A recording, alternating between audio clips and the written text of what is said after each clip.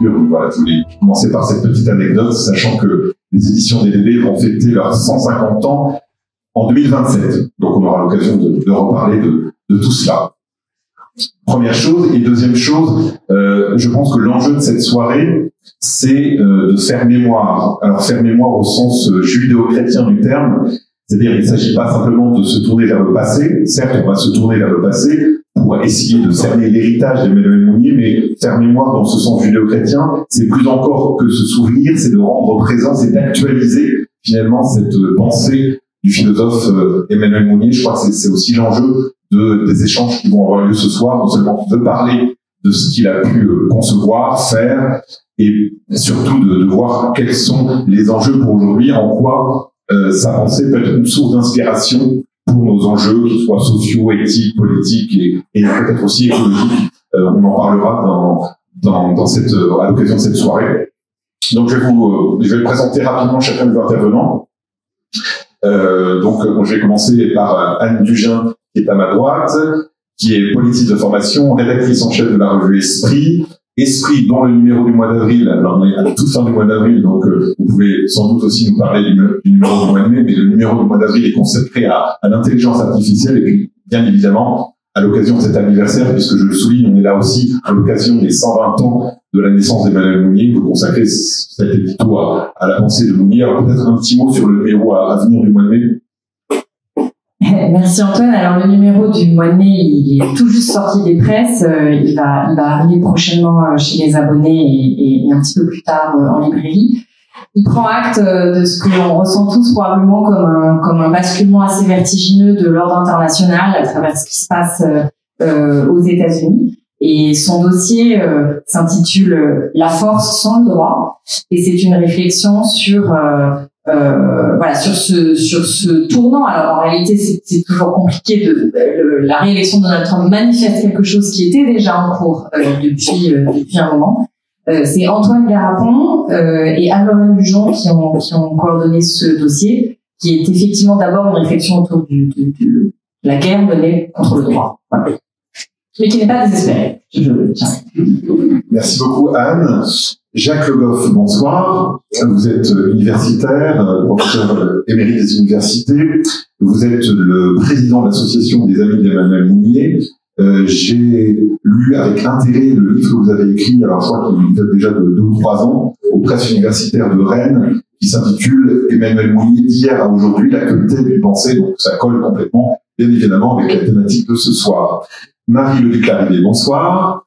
Vous êtes doctorante en philosophie, théologie, et vous êtes également, je crois que c'est important de le souligner parce que c'est pas sans lien aussi avec Emmanuel Mounier au sens où pensée et engagement vont de pair, puisque vous avez souligné quand on a eu quelques échanges pour préparer cette table ronde que vous êtes engagé à l'association pour l'amitié. C'est une association de colocation solidaire entre des personnes qui étaient dans la rue et des jeunes actifs.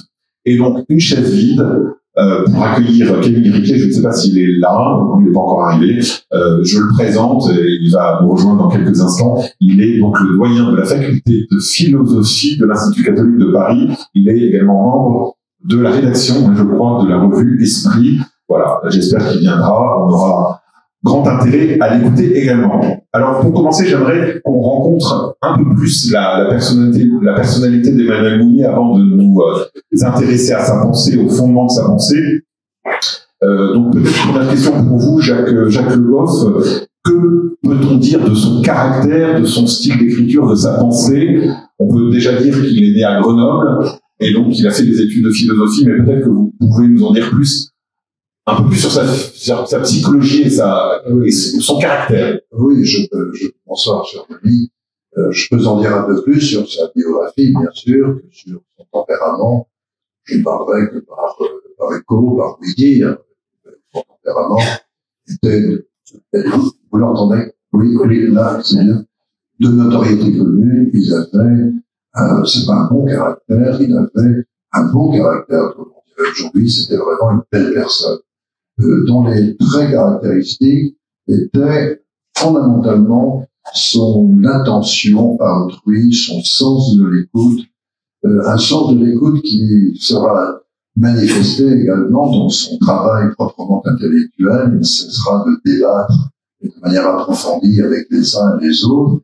Et ça fera dire à ce cher Garaudy, c'est peut-être Canapa d'ailleurs, mais je crois que c'est Garaudy, Emmanuel Mounier, sur la charrette qui le conduirait à l'échafaud, tout à fait sympathique, continuerait encore à dialoguer avec ses adversaires. C'est dire si ce trait de caractère était perçu comme absolument central et déterminant.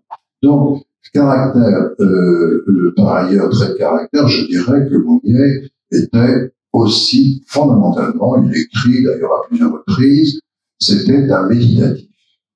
Un méditatif et qui a forcé en somme son tempérament pour entrer dans l'action. Son action étant cette action intellectuelle menée à travers la création de la revue Esprit en 1932. Alors justement, j'aimerais entendre Anne Dugin là-dessus, sur la fondation de la revue Esprit, même s'il ne faut pas rentrer dans tous les détails, mais on peut dire quand même qu'il a renoncé sciemment à une carrière universitaire qu'il attendait.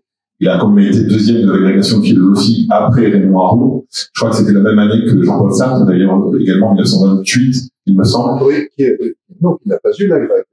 Alors, je précise. Jean-Paul Sartre aura l'agrég en 29. D'accord. Major, bien sûr. Mais il l'a raté en 28.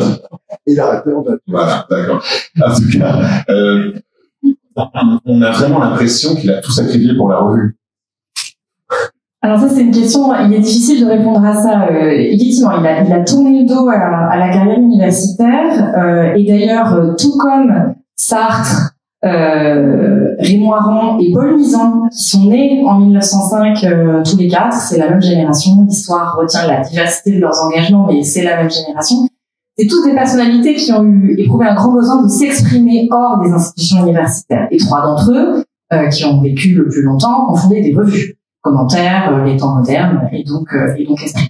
Il était enseignant de philosophie, Mounier, et c'était important. Il enseignait la philosophie au lycée Sainte-Marie de Neuilly, et c'était une dimension importante de ça. Il était donc très proche de Baleine d'Anelou, de ces cercles-là. Mais effectivement, l'appel de ce qu'il appelait pas encore l'engagement, ou en tout cas il le formulait pas encore dans ces termes, mais était très présent. Le sentiment que cette génération avait des choses à dire et à faire dans un milieu chrétien qu'il percevait comme sclérosé, devant s'ouvrir au monde, devant prendre à son compte une révolution spirituelle qu'ils appelaient de leur vie.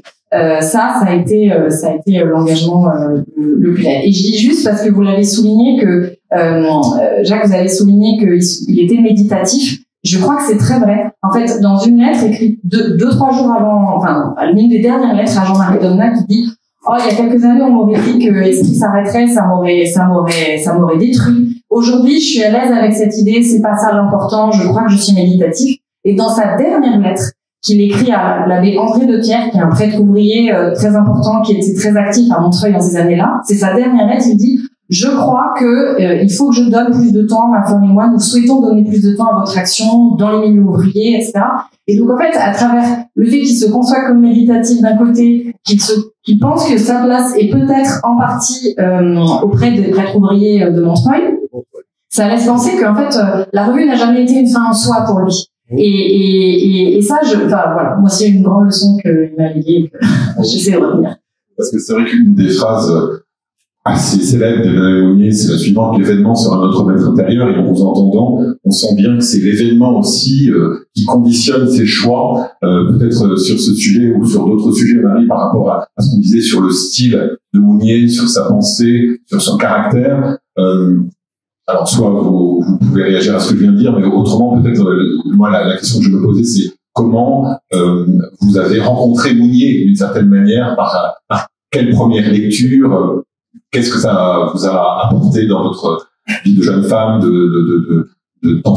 d'étudiante et puis de personne engagée? Effectivement, moi j'ai rencontré quand j'étais, je pense, étudiante ou jeune professionnelle, entre 20 et 25 ans.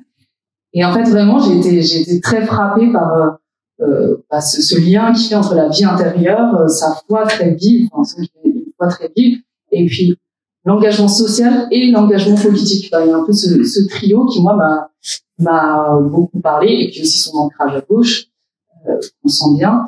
Et c'est vrai que moi, voilà, c'est pas des choses que j'avais eu l'habitude de lire les trois ensemble.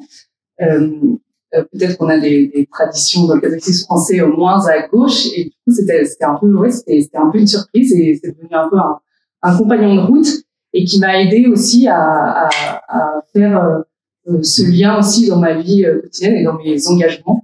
Et moi, il y a un aspect de Mounier que j'aime beaucoup, c'est vraiment, en fait, son élan. Enfin, on sent qu'il est vraiment infatigable. Enfin, on dit beaucoup qu'il est mort, par exemple, à 45 ans d'une crise cardiaque parce qu'il travaillait trop. Et c'est vrai que moi, ça m'inspire. Enfin, quand je sens que je suis un peu sur beaucoup de fronts en même temps, et je me dis, bon, est-ce que c'est très raisonnable et tout? Et en fait, c'est vrai que Mounier, pour moi, c'est un peu un camarade. Enfin, je me dis, lui aussi, je pense qu'il est dans ces mêmes dilemmes, et c'est assez agréable de se dire que voilà, on est plusieurs à essayer de lutter sur plusieurs fronts.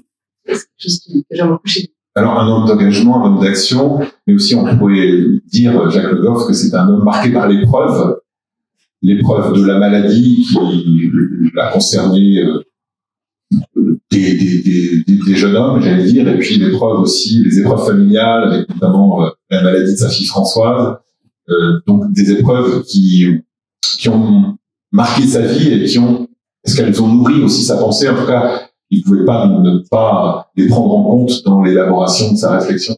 Incontestablement, on peut dire que ces épreuves font partie des événements déterminants de son style de pensée, et de son style de présence.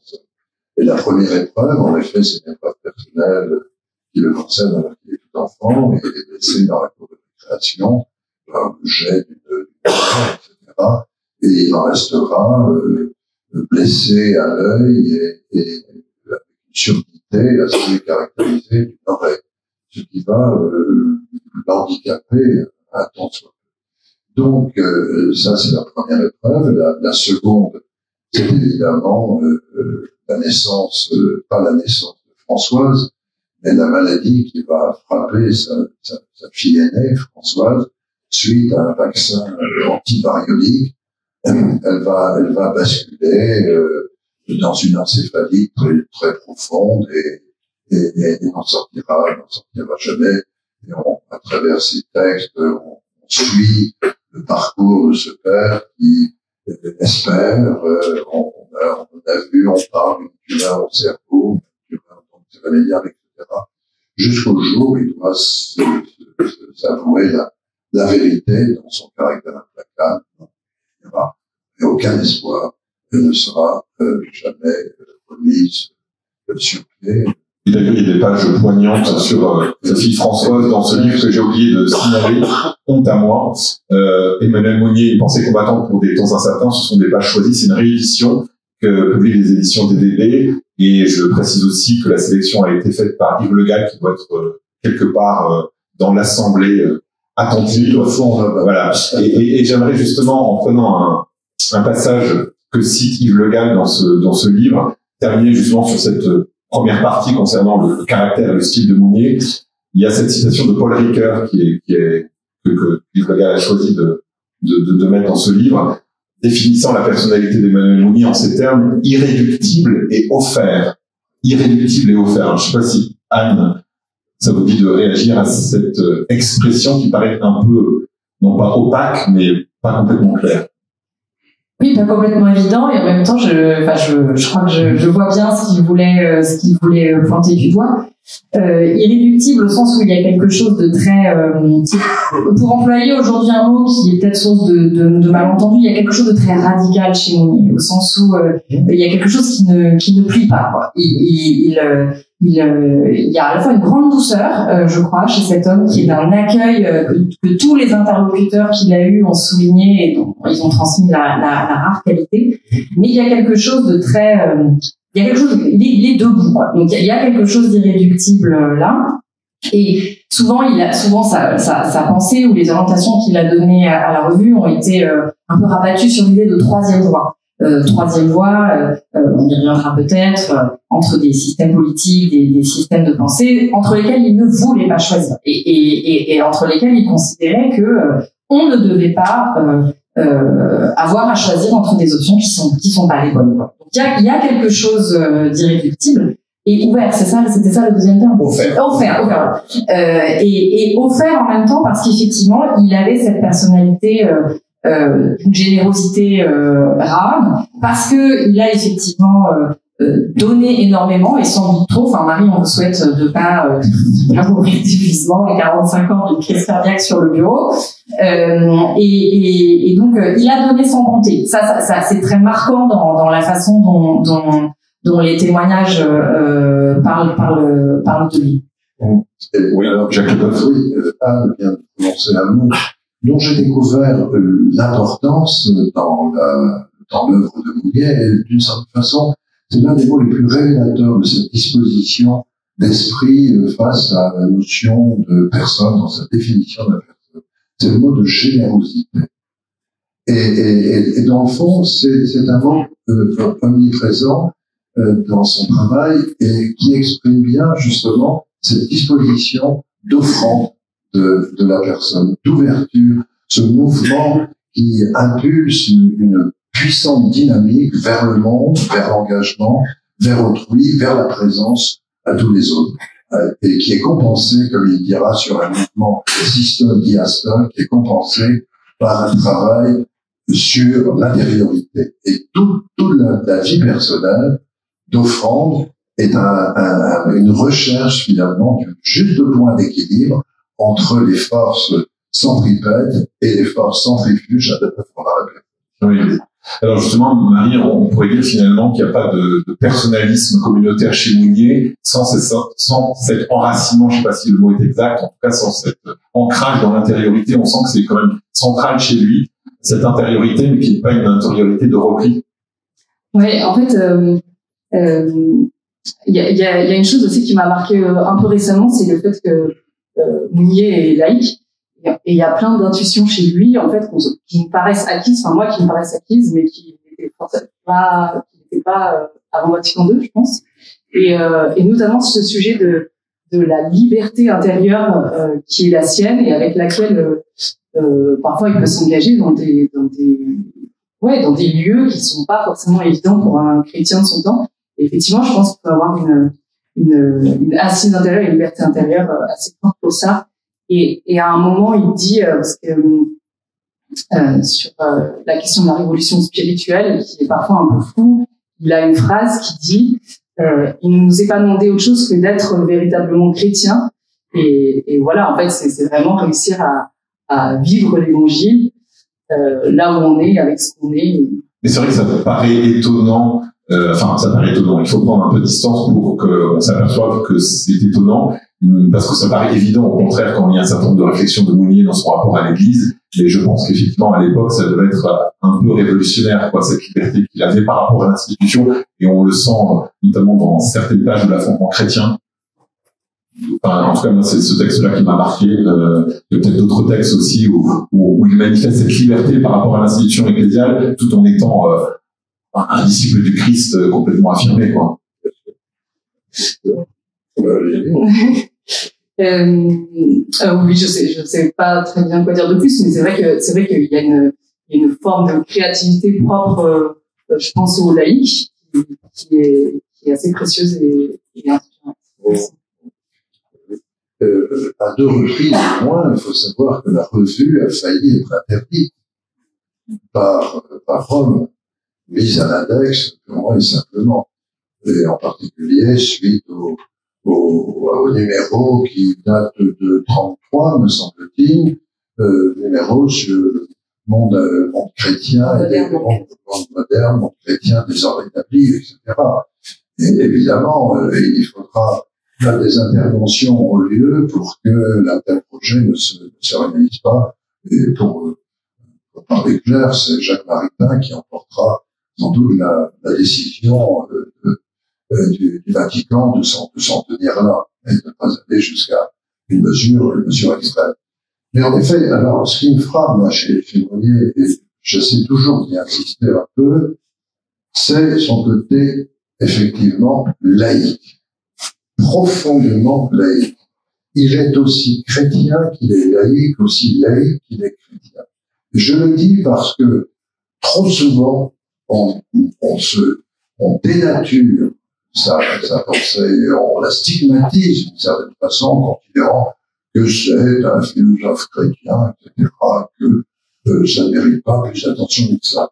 Non, Mounier est un vrai philosophe, mais un philosophe qui élabore sa réflexion personnaliste sur des bases qui sont des racines, qui sont sans doute d'inspiration chrétienne, mais sur des bases avec des concepts qui sont laïques et en conséquence universels. Ça, c'est très important. Vous voyez, il m'est arrivé j'essaie avec mes amis de l'association des amis de Mounier, justement, j'essaie d'avoir des contacts avec des jeunes pour porter leur connaissance de la réflexion de Mounier. Et j'avais pris contact avec le président de l'association des profs de philo de l'Ouest, philo du public.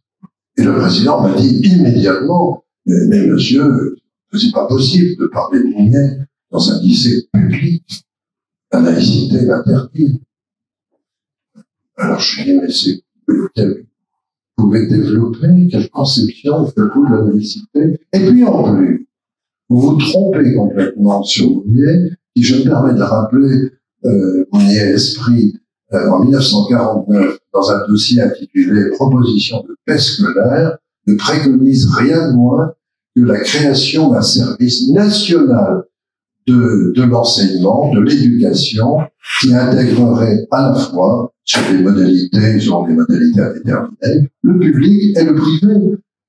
Personne n'est allé aussi loin dans les propositions, en tout cas, quand elles ont essayé de les mettre en œuvre, on sait ce qu'il est advenu sous le règne de Mitterrand.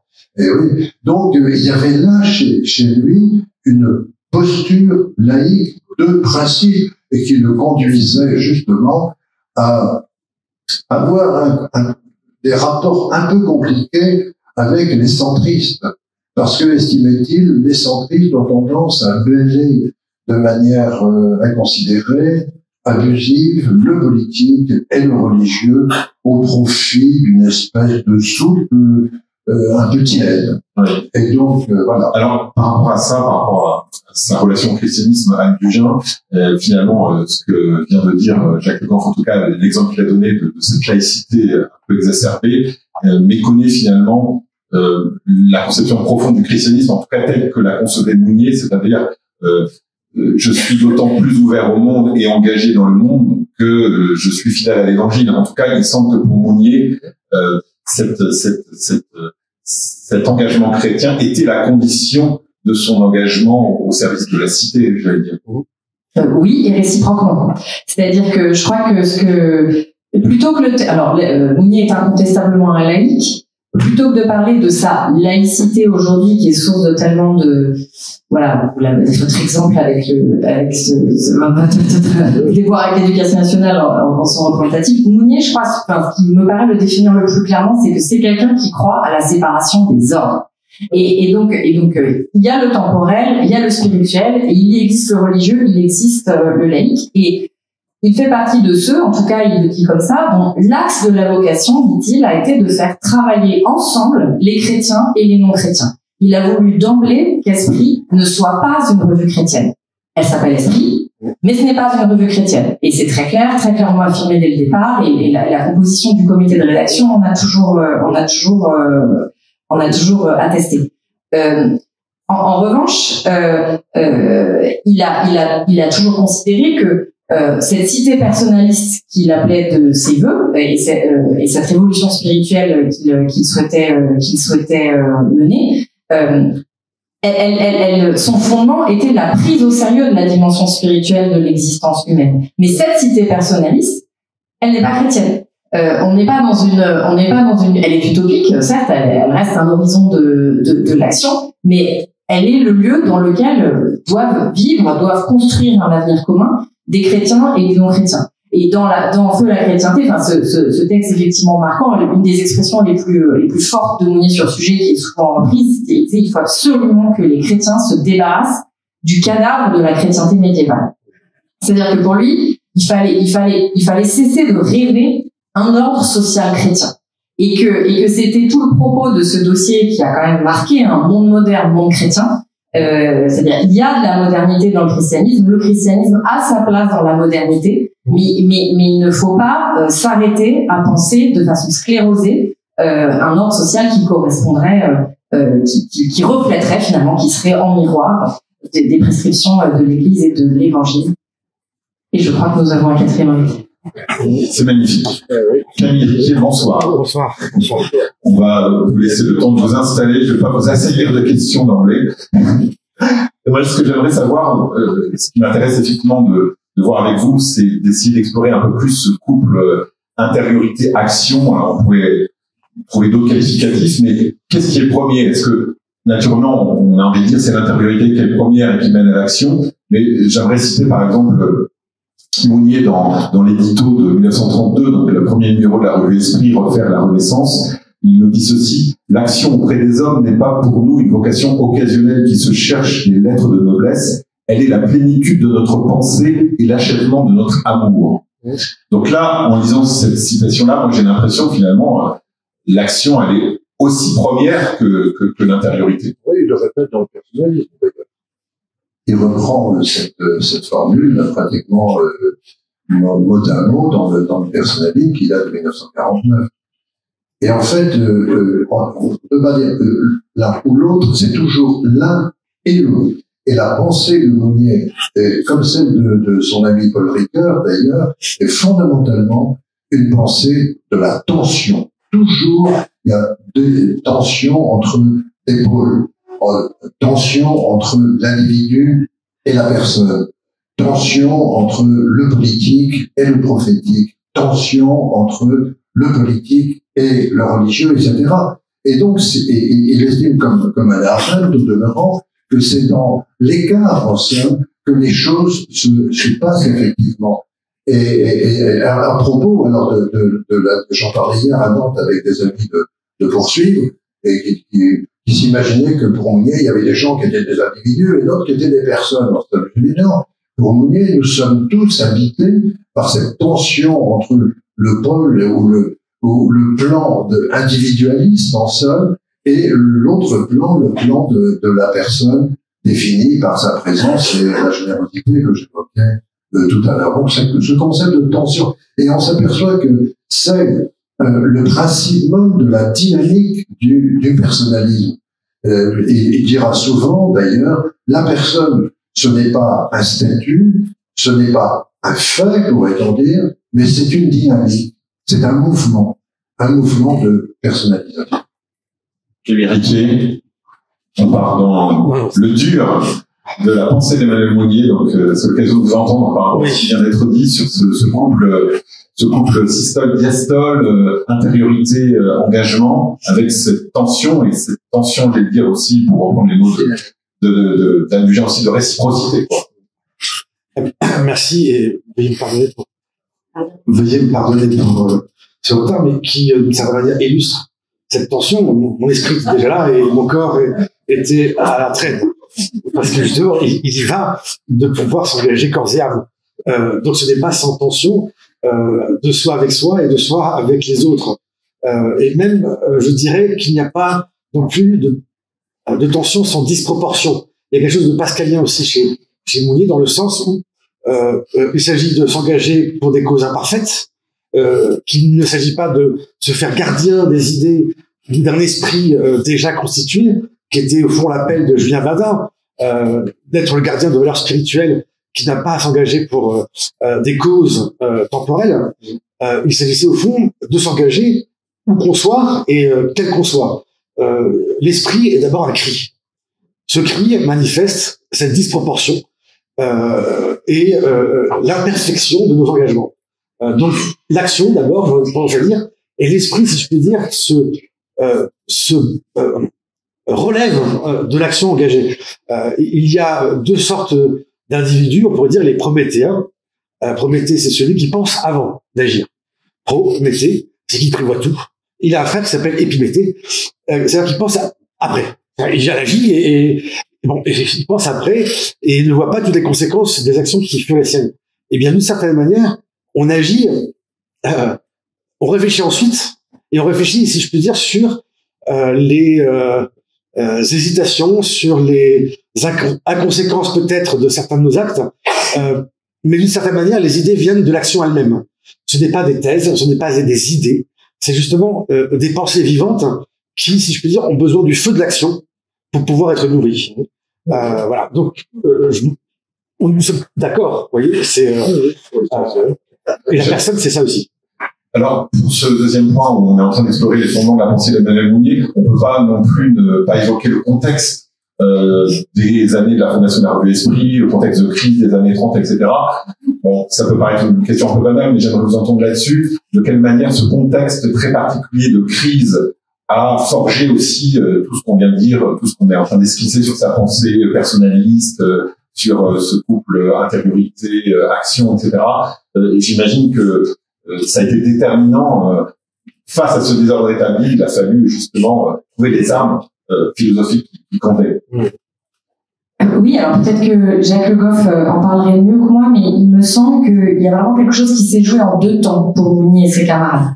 Il y a d'abord leur appartenance à cette génération qu'on appelle la génération orpheline, la génération dont les pères sont morts dans les tranchées et qui donc ils sont nés en 1905, enfin dans ces années-là, et qui donc à l'âge de 20 ans, autour de 1925, sont réellement gouvernés par des gens qui ont l'âge de leur grand-père en réalité, et qui considèrent que la France est une véritable gérontocratie, et de fait elle l'est.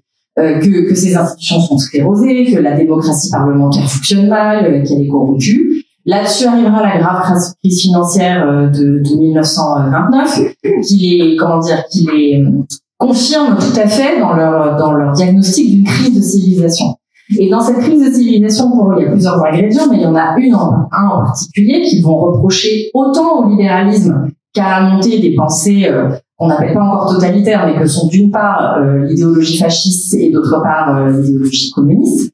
Tout ça, pour Mounier et ses camarades, ce sont des matérialismes. C'est une manière de réduire les conditions d'existence humaine, de réduire le devenir des sociétés humaines à leurs conditions matérielles d'existence. Et contre ça, il s'insurge et en fait il y a une multiplicité de mouvements de jeunesse à cette époque-là qui vont dans ce sens-là. Esprit est pas du tout isolé ni même spécifique dans sa manière de poser cette question. Donc ils font la revue en 32, voilà, c'est dans les années 25 à 32 qu'a vraiment eu le gros du travail intellectuel et pour eux autour de ces questions et donc voilà, l'objectif est clair et d'ailleurs ce sont les premiers mots du manifeste refaire la renaissance, c'est un peu, ça plane un petit peu haut quand même comme programme et la première phrase c'est nous disons primauté du spirituel. Mais les événements vont les rattraper. C'est-à-dire que donc ils sont pas du tout envie de faire de la politique. La politique pour eux c'est sale, c'est tout ce qui est compromis, c'est tout ce avec quoi ils considèrent qu'il faut lancer la revue à un autre niveau que ça. Simplement, les événements s'accélèrent. En 34, il y a le 6 février et tout ce qu'on sait sur la déstabilisation de la démocratie, la prise de conscience de la gravité de la crise démocratique. En 35, la guerre de l'Éthiopie. En 36, le Front populaire, qui est un grand moment aussi d'interrogation sur l'avenir politique du pays, et la guerre d'Espagne. Et la guerre d'Espagne, et je m'arrête là, va jouer un rôle tout à fait déterminant, comme auprès d'énormément d'intellectuels français à ce moment-là, de dire non, là en fait, c'est pas seulement d'une révolution spirituelle dont il y a besoin. L'événement nous commande de nous engager maintenant, et en particulier pour des catholiques, parce que c'était quand même beaucoup des jeunes issus du milieu chrétien. Voilà, c'est pas simple la question qui se pose au moment. Enfin, en même temps, si pour eux c'est simple, c'est très clair. Ce qui se passe est finalement assez clair, mais il faut s'engager.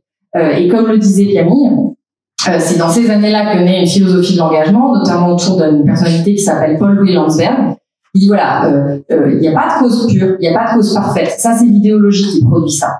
En revanche, s'engager pour des causes imparfaites qui nous requièrent, c'est la seule manière dont on peut se sentir appartenir à une humanité commune. Et donc, il y a à la fois le désir de placer la revue au départ dans un horizon un peu métaphysique, spirituel, et en même temps, la réalité qui les rattrape et qui commande cet engagement qui deviendra finalement une donnée structurante de la revue.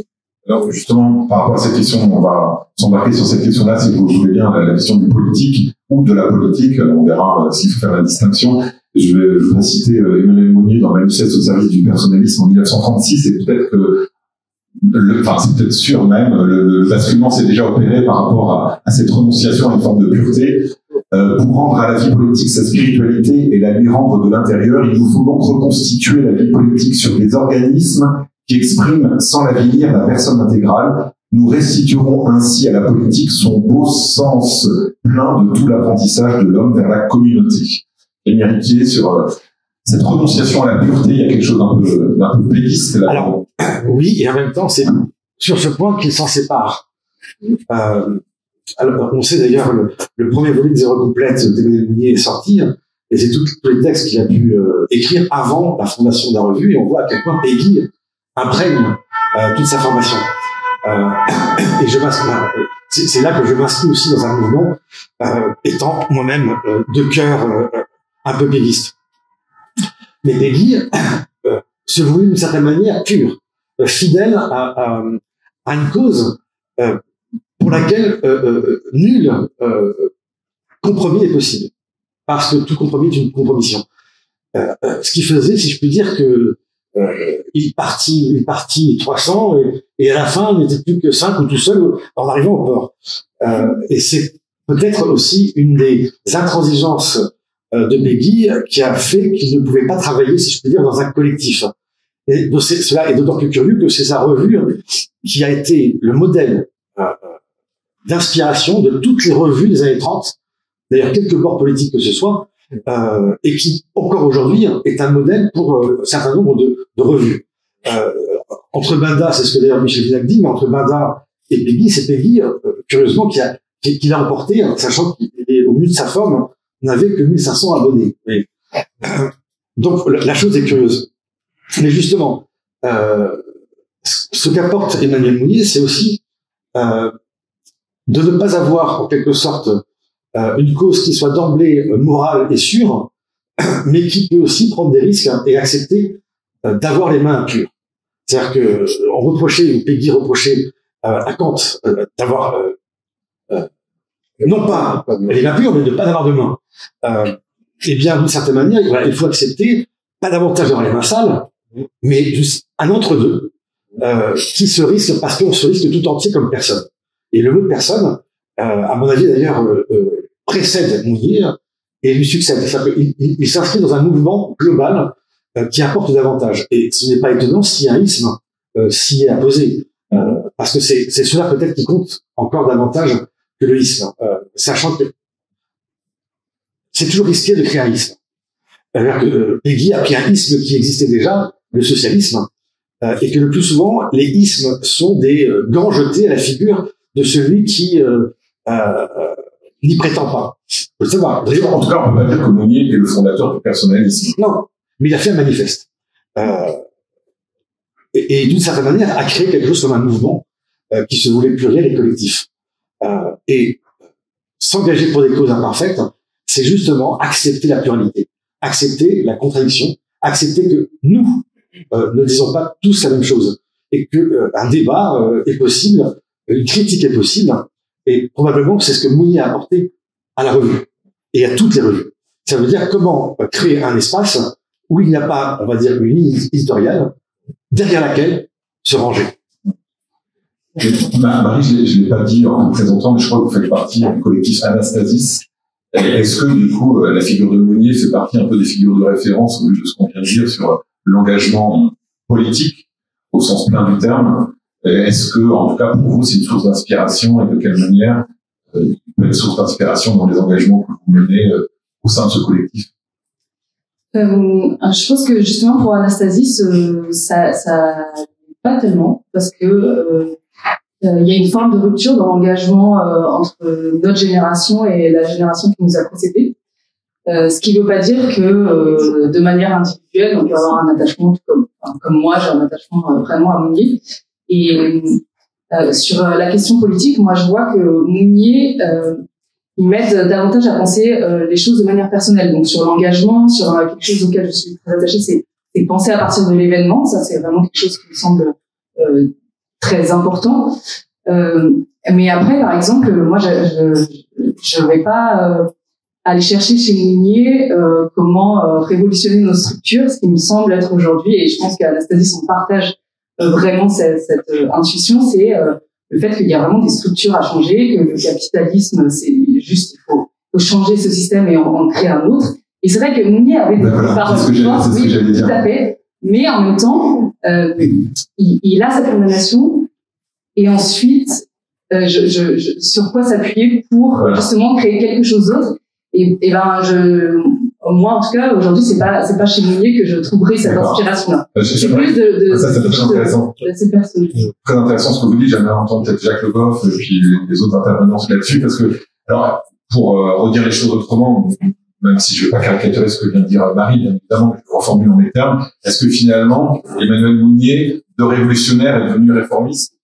Oui. Mais ça pose des questions rapport du marxisme. Oui, alors après, ça pose effectivement la question, parce qu'on n'en a pas encore parlé, de l'inspiration du marxisme dans sa pensée, sachant qu'il y a eu un numéro de la revue Esprit en 48 qui s'intitulait Marxisme ouvert contre marxisme scolastique, et il y a eu sans doute plein d'autres numéros sur le sujet. Voilà, votre avis là-dessus. Oui, alors, il est certain que Mounier a évolué d'une position qui était initialement révolutionnaire, et même révolutionnariste, d'une certaine façon, à une position qu'on pourrait dire, j'ose à peine utiliser ce qualificatif, mais plus modérée en somme. C'est-à-dire qui intègre le sens du temps dans la transformation sociale, économique et politique. Mais simultanément, plus le temps avançait et plus dans son œuvre on trouve de remarques à propos de son engagement socialiste. Il avait dit, oui, il n'y aura pas de révolution spirituelle, c'est dans Qu'est-ce que le personnalisme en 1947, il n'y aura pas de révolution spirituelle sans au préalable une révolution économique, qui pas encore révolution, mais une transformation au moins significative et profonde, et qui partent du vrai lieu de nœud des problèmes en somme. Et ce niveau, c'est le spirituel. C'est au niveau des valeurs qu'il faut faire porter le travail principal, sans perdre de vue, et là aussi il y insiste à la manière d'ailleurs de Jacques Delors par la suite, qui est vraiment le disciple des disciples en somme, et il insiste beaucoup sur la nécessité de bien connaître l'économie, de la connaître sur un mode technique, et de ne pas faire de la poésie à propos de l'économie. Mais, dit-il, l'important c'est d'avoir un horizon fiable, crédible, défini en termes de valeurs fondatrices. Mais si je me trompe pas, Anne Dugin, il a quand même des paroles très dures. Alors, encore une fois, sans doute qu'il a évolué et que, voilà, je connais pas suffisamment sa pensée pour en faire l'exégèse, mais en tout cas, il a des paroles très nettes contre le capitalisme, conçu comme une aliénation de l'être. Ah oui. Alors ça, très net, très dur, et là, pour le coup, constante. C'est-à-dire que je pense qu'il n'y a pas de réconciliation chez Mounier avec le système capitaliste. En fait, il me semble que c'est très difficile de savoir comment il aurait évolué, parce que je crois qu'il est vraiment fauché à un moment tout à fait clé.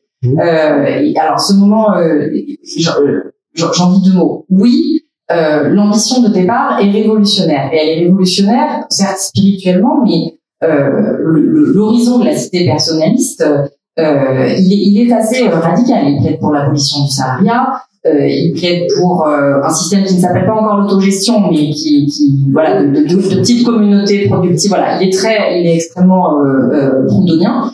Et donc il y a quelque chose d'assez programmatique, mais effectivement, vous avez raison de rappeler l'importance du temps. Il croit au temps et à le besoin de temps des communautés humaines pour travailler à leur devenir. Et il situe la priorité et son travail et son action au niveau spirituel, mais l'horizon est bien celui-ci.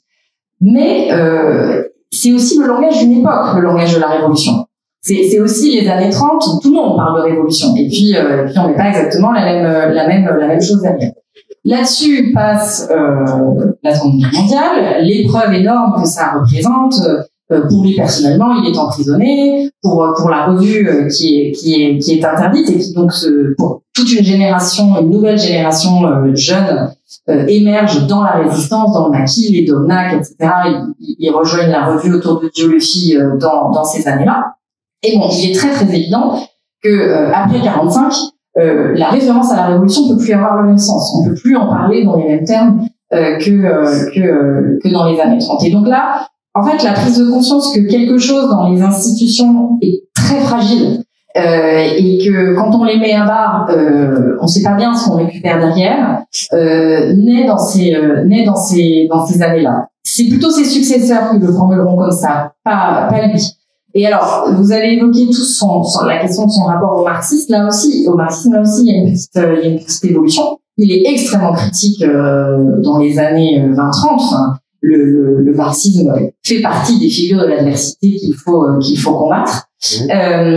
C'est beaucoup moins net après 45, non pas qu'il soit particulièrement séduit idéologiquement, ça je pense que ça n'a pas été le cas. En revanche, l'Union soviétique est considérablement auréolée de cette victoire contre le nazisme. Ils étaient avec des communistes dans le maquis, ils se sont battus à leur côté, et le marxisme a derrière lui le mouvement ouvrier, et ça c'est très important pour Mounier et ses camarades à cette époque-là. Il y a quand même quelque chose à aller chercher de ce côté-là du monde, de ce côté-là de la société, auquel on peut pas tourner le dos. Mais il meurt exactement à ce moment-là. Il meurt au moment où la revue est vraiment en tension autour de cette question, et je pense qu'on ne peut vraiment pas dire dans quel sens il aurait évolué, et je crois qu'il nous laisse ça comme un point d'interrogation, et il nous laisse ça comme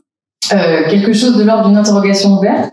On ne peut pas se contenter de cet ordre des choses quand on sait qu'il est à ce point injuste, mais on ne peut pas non plus avoir de mode d'emploi définitif sur la manière dont il faut s'y prendre pour le transformer. Et ça, pour moi, ça fait partie, vous voyez, de ce qui correspond bien à l'idée à cette expression de Ricoeur, là, irréductible et offert. Il y a quelque chose là, Mounier, il reste droit, debout, et c'est un point d'interrogation. Et il ne nous livre pas, finalement, le contenu positif de ce que serait, même un programme personnaliste, en fait. Ça reste quelque chose à inventer. Ricoeur avec aussi cette dimension prophétique, selon lui, il n'y a pas de politique, de vie politique digne de ce nom sans dimension prophétique. Oui. C'est prophétique et non pas utopique, comme les marxistes le reprochaient au socialisme à la française. Parce que, justement, il y va d'une notion différente de la révolution. Et là, tout a été dit, c'est-à-dire qu'il y a une vraie évolution, mais en même temps, à l'épreuve de l'action, à l'épreuve des engagements. Encore une fois, c'est le mouvement qui prime. Et je pense que au fur et à mesure que la revue a évolué, elle ne s'est pas reniée, mais simplement, elle a fait l'épreuve de l'histoire. Au départ, d'une certaine manière, je pense que la révolution de Mounier était une révolution d'abord spirituelle, morale, qui allait contre la révolution marxiste. C'est-à-dire qu'il s'agissait d'abord de se révolutionner soi. On commence par soi. On crée une communauté. C'est-à-dire que les murs blancs, c'est une manière, si je puis dire, déjà en acte, que la chose ne soit pas une simple utopie, qu'il y a un lieu comme un germe qui puisse éventuellement donner l'espoir d'une propagation de conscience à conscience. Donc c'est une révolution qui ne se veut pas violente. On a encore cette peut-être naïveté de croire que par l'esprit, l'action et les idées peuvent se propager. Et que d'une certaine manière, un peu comme Peggy disait, ensuite, les plus âgés sont inconvertibles parce que un peu pris dans leurs propres habitudes. Il faut simplement laisser la pyramide des âges se faire et qu'au bout d'un certain temps, la révolution est faite. Oui. C'était un petit peu, pour le coup, utopique. Ce que découvre Mounier avec le marxisme, c'est l'efficacité. C'est-à-dire que il y a ici un mouvement qui marche et que les structures ne pourront pas être changées non plus que par la seule force des idées. Et qu'il y a en cela une sorte de dialectique où l'un doit jouer avec l'autre. Mais pour autant, c'est refuser évidemment le matérialisme, parce que justement, ce serait vraiment vouloir une révolution à coup de fusil. Mais pas la lutte des classes. Non, mais en même temps, mais la lutte des classes, c'est quand même une ligne qui se propose quand même de défendre des causes au détriment d'autres causes. C'est-à-dire que le fait de ne pas avoir un programme, de ne pas être des soldats en ligne, c'est, si je puis dire, se rendre sensible à l'événement où qu'il soit. si vous choisissez, si je puis dire, un combat, ce sera toujours au détriment d'autres combats. C'est ce qui a fait précisément les insuffisances du marxisme ou du guédisme en France lors de l'affaire Dreyfus. Dreyfus est un bourgeois. Vous défendez un bourgeois, vous perdez vos forces à ne pas défendre les ouvriers. Vous voyez. Donc c'est aussi des choix qui se font, et je ne pense pas que ce soit vraiment une ligne suffisamment définie. C'est un mouvement et pas un parti. Et ça fait toute la différence. Peut-être on peut passer peut-être à un autre sujet, mais normalement des questions. Alors il y aura des questions. On va aménager un petit temps, assurez-vous, avec ceux qui nous écoutent en ce moment. Mais on l'a à peine effleuré, mais la postérité de Monnier, la postérité de Mounier par rapport justement à la chose politique. Donc j'ai fait une petite, je sais pas, j'ai pas été très gentil tout à l'heure en parlant d'une pensée révolutionnaire devenue réformiste. Mais en tout cas, c'est pas un jury. C'est pas un jury, non. Mais quel est l'héritage de Mounier, l'actualisation de sa pensée politique aujourd'hui, selon vous? Parce qu'il y a encore quelques hommes politiques, et pas des moindres, qui se réclament du personnalisme et de Mounier. Oui. Dans les hautes sphères. Je répondrais plus facilement en disant il y avait, et il n'y a pas si longtemps encore, avec deux et trois grandes figures sur lesquelles j'ai un peu plus travaillé que les autres, c'est-à-dire Jacques Delors, bien sûr. Alors là, il était incontestable, en somme. Mais Michel Rocard aussi, qui était dans cette filiation. Et puis un autre que j'ai découvert, finalement, de tonalité mouniériste, si je puis dire, c'est Edmond Maire. Edmond Maire, alors, mais de façon là, je dois dire... Vous pouvez rappeler peut-être, pour les plus jeunes d'entre nous, qui était Edmond Maire? Edmond Maire, tout le monde le sait, le secrétaire général de la CFDT,